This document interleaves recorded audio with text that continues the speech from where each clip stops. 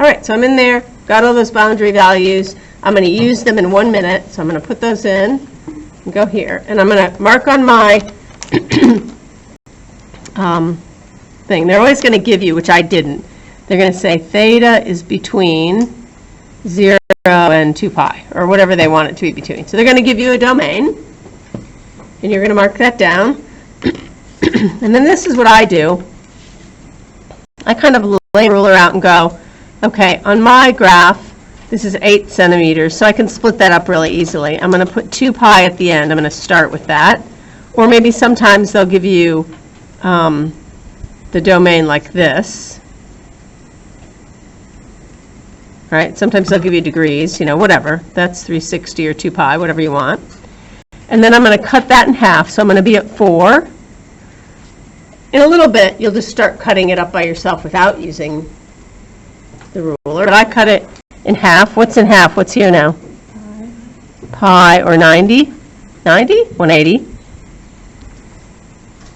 And then these two in half. And those are the markings I need. I need 0 on there. I need pi on 2, because those are my boundary values. And I need 3 pi on 2. Or I need 90, 180, 270, 360. Okay, so whichever they give you, you're not going to put both of them on. You'll either put radians or degrees, right? Either one, not both. And you'll do it as neatly as you can, because if you're really squirrely and you do something like you go, okay, here's my graph, so that's 2 pi, and that's pi, and that's pi on 2, and that's 3 pi on 2, and it's really not very even, the graph's going to look terrible. So setting it up to even is good. And then I've noticed here that my values are always between -1 and 1. Okay, I'm going to go here, and I'm going to put, because we already saw it, 1 and -1. Make it as close as you can. I don't know if mine's very good, but I think it is. Okay, let's do it. So, what's the cosine of 0? You can look up or down. 1. So I'll put a dot at 1. I'm doing it in pencil so I can do it really nice. And pi on 2, 0.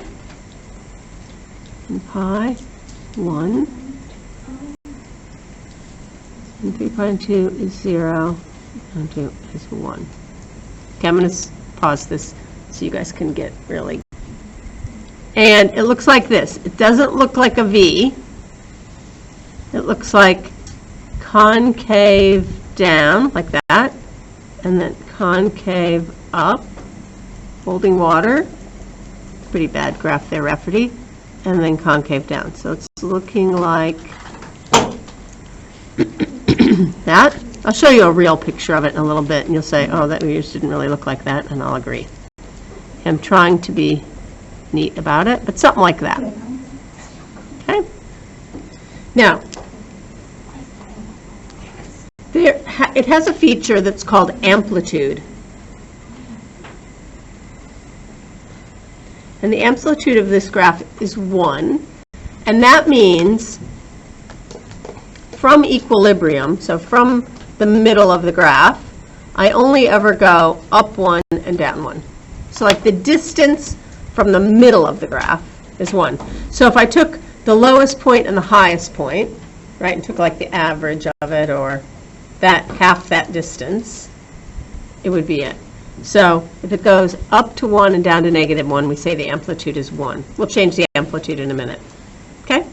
The period of this is also equal to 2 pi.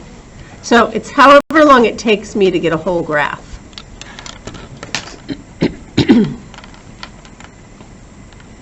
And here we go. Okay, the sine of 0 is 0, and the sine of pi on 2 is 1, and 0, and -1. You'll get really good at graphing these. You'll just be an expert. And then we'll just be really gentle, not too bulbous like we were last time. It was a bit roundy. Okay, there it is. And so we've just graphed between, this is theta here, the theta axis. We've graphed that. I could keep going on and on and on if I wanted to. So now I know how to graph sine and cosine. That's a pretty good graph.